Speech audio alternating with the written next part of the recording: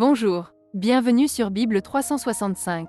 Nous sommes contents que vous soyez avec nous aujourd'hui, pour écouter la lecture des livres Abdias et Jonas. Si vous êtes nouveau, s'il vous plaît abonnez-vous à la chaîne, aimez et partagez-la pour encourager quelqu'un d'autre à écouter la Bible cette année. Bonne écoute. Livre d'Abdias. Prophétie d'Abdias. Ainsi parle le Seigneur, l'Éternel, sur Édom. Nous avons appris une nouvelle de la part de l'Éternel, et un messager a été envoyé parmi les nations. Levez-vous, marchons contre Édom pour lui faire la guerre. Voici, je te rendrai petit parmi les nations, tu seras l'objet du plus grand mépris. L'orgueil de ton cœur t'a égaré, toi qui habites le creux des rochers, qui t'assieds sur les hauteurs, et qui dis en toi-même, « Qui me précipitera jusqu'à terre ?» Quand tu placerais ton nid aussi haut que celui de l'aigle, quand tu le placerais parmi les étoiles, je t'en précipiterai, dit l'Éternel. Si des voleurs, des pillards, viennent de nuit chez toi, comme te voilà dévasté, mais enlèvent-ils plus qu'ils ne peuvent? Si des vendangeurs viennent chez toi, ne laissent-ils rien à grappiller? Ah, comme Ésaü est fouillé, comme ses trésors sont découverts. Tous tes alliés t'ont chassé jusqu'à la frontière. Tes amis t'ont joué, t'ont dominé. Ceux qui mangeaient ton pain t'ont dressé des pièges, et tu n'as pas su t'en apercevoir. N'est-ce pas en ce jour, dit l'Éternel, que je ferai disparaître d'Édom les sages et de la montagne d'Ésaü l'intelligence? Tes guerriers, ô Théman, seront dans l'épouvante, car tous ceux de la montagne d'Ésaü périront dans le carnage. À cause de ta violence contre ton frère Jacob, tu seras couvert de honte, et tu seras exterminé pour toujours. Le jour où tu te tenais en face de lui, le jour où des étrangers emmenaient captive son armée, où des étrangers entraient dans ses portes et jetaient le sort sur Jérusalem, toi aussi tu étais comme l'un d'eux. Ne repaie pas ta vue du jour de ton frère, du jour de son malheur, ne te réjouis pas sur les enfants de Juda au jour de leur ruine, et n'ouvre pas une grande bouche au jour de la détresse. N'entre pas dans les portes de mon peuple au jour de sa ruine, ne repaie pas ta vue de son malheur au jour de sa ruine, et ne porte pas la main sur ses richesses au jour de sa ruine.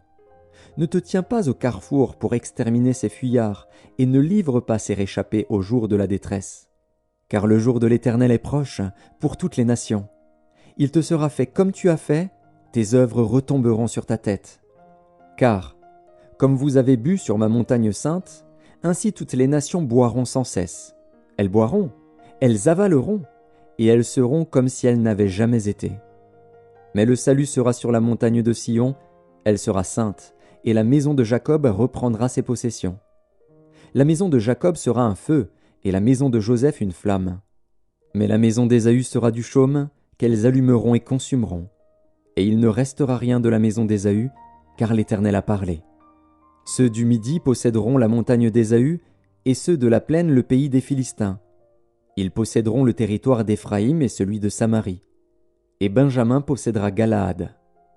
Les captifs de cette armée des enfants d'Israël posséderont le pays occupé par les Cananéens jusqu'à Sarepta, et les captifs de Jérusalem qui sont à Sépharad posséderont les villes du Midi.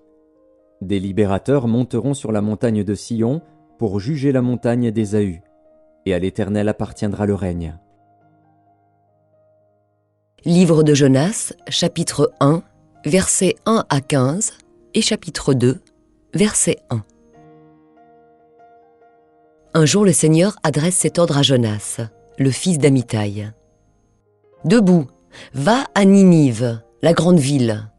Tu menaceras ses habitants en disant « Le Seigneur en a assez de voir vos actions mauvaises. » Jonas se met en route, mais pour fuir à Tarsis, loin du Seigneur. Il arrive à Jaffa, là il trouve un bateau qui part pour Tarsis, il paye son voyage, puis il monte dans le bateau pour aller avec les marins à Tarsis, loin du Seigneur. Mais le Seigneur lance sur la mer un vent violent, et la tempête est si forte que le bateau risque de se casser. Les marins ont peur, chacun crie vers son Dieu. Ils jettent à la mer tous les objets qui sont dans le bateau pour le rendre plus léger. Pendant ce temps, Jonas est descendu au fond du bateau, il s'est couché et dort profondément. Le capitaine du bateau s'approche de lui et lui dit « Quoi ? Tu dors ? Mais lève-toi, crie vers ton Dieu !» Il pensera peut-être à nous et nous ne mourrons pas. » Puis les marins se disent entre eux: « Pour connaître le responsable du malheur qui nous arrive, tirons au sort. » Ils tirent au sort et le sort tombe sur Jonas. Alors les marins lui disent: « Notre malheur vient de toi. Dis-nous, qu'est-ce que tu fais ici? D'où viens-tu? De quel pays? De quel peuple es-tu » Jonas répond: « Je suis hébreu et c'est le Seigneur que j'adore, le Dieu qui est au ciel, celui qui a fait la mer et la terre. » Puis il leur raconte son histoire. Les marins ont très peur. Ils disent à Jonas: « Qu'est-ce que tu as fait là ?» En effet, maintenant ils savent que Jonas fuit loin du Seigneur. Ils lui demandent: « Qu'est-ce que nous allons faire de toi pour que la mer se calme autour de nous ?»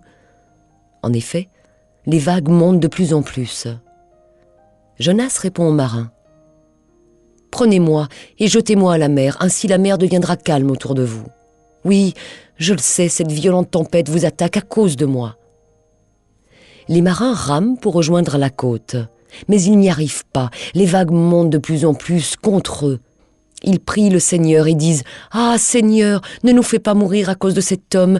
Ne nous rends pas non plus responsables de la mort d'un innocent. En effet, c'est toi, Seigneur, qui as fait ce que tu as voulu. » Puis ils prennent Jonas et ils le jettent à la mer.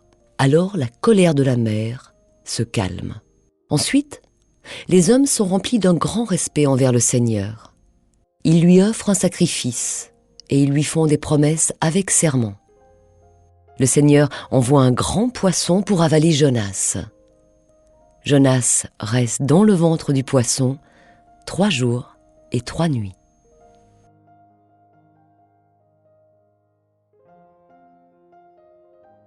Livre de Jonas, chapitre 2, versets 2 à 11.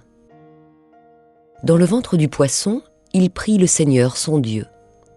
Il dit: « Je suis très malheureux. Alors je crie vers toi, Seigneur, et tu me réponds. De la profondeur de la mort, j'appelle au secours et tu entends ma voix. Tu m'as jeté dans un trou profond au cœur de la mer, et l'eau m'entoure. Toutes tes vagues et toute ton eau tombent sur moi. Et moi je dis: tu m'as chassé loin de tes yeux. Pourtant, je veux revoir ton temple saint. L'eau m'arrive jusqu'au cou. La mer m'entoure. Des herbes s'enroulent autour de ma tête. Je suis descendu jusqu'au pied des montagnes. Je suis dans le monde des morts, et les portes sont fermées à clé derrière moi, pour toujours. Mais toi, Seigneur, mon Dieu, tu me fais remonter vivant de ce trou. Seigneur, mon Dieu, je vais bientôt mourir. Alors je me souviens de toi, Seigneur, et ma prière monte près de toi dans ton temple saint. Ceux qui adorent les faux dieux n'ont aucune chance d'être sauvés. Mais moi, je chanterai ta louange, je t'offrirai des sacrifices. Je tiendrai les promesses que je t'ai faites. Oui, c'est toi qui sauves, Seigneur. Alors, Seigneur, donne cet ordre au poisson, rejette Jonas sur la terre. » Et aussitôt, le poisson obéit. Livre de Jonas, chapitre 3, versets 1 à 10. Une deuxième fois, le Seigneur dit à Jonas: « Debout, va à Ninive, la grande ville, annonce-lui le message que je te donne. » Alors Jonas se lève, il part. Mais cette fois, il va à Ninive, comme le Seigneur l'a demandé. Ninive est une ville extraordinairement grande. Il faut 3 jours pour la traverser. Jonas entre dans la ville, il marche pendant un jour entier. Il annonce aux gens: « Dans 40 jours, Ninive sera détruite. » Aussitôt, les gens de Ninive croient à la parole de Dieu. Ils décident de ne rien manger.